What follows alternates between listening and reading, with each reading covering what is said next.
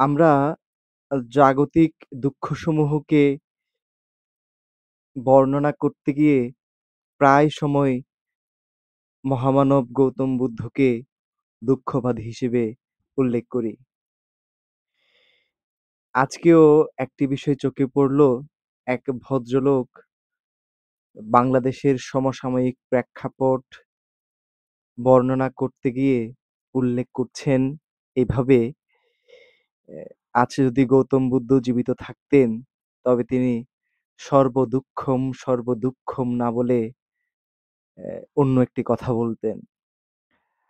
অ্যা বিষয়টি দেখে আমার মনে হলো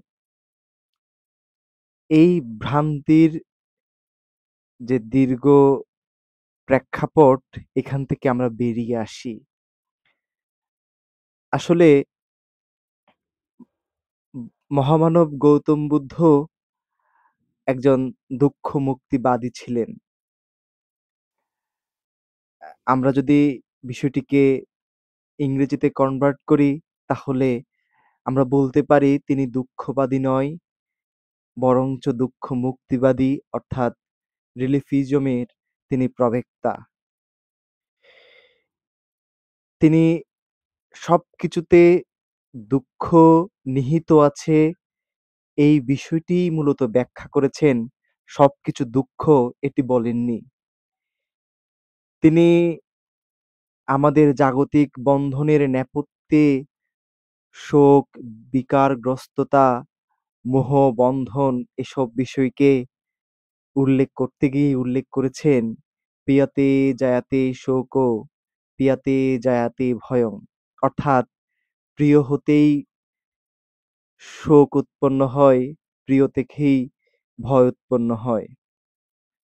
যদি তিনি দুঃখবাদীই হতেন, তবে তিনি চারি আর্য সত্য যখন প্রজ্ঞাপ্ত করছেন, তখন তিনি দুঃখ এবং দুঃখ সমুদয় আর্য সত্য বর্ণনা করার পরে দুঃখ নিরোধ এবং দুঃখ নিরোধের উপায় বর্ণনা করতেন না।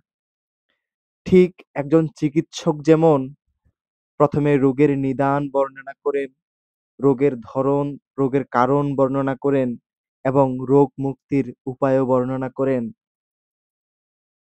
গৌতম বুদ্ধ মনের শ্রেষ্ঠ চিকিৎসক হয়ে মানুষের মানসিক জগতের দুঃখ, দুঃখের কারণ, দুঃখ নিরোধ এবং দুঃখ নিরোধের উপায় বর্ণনা করেছেন।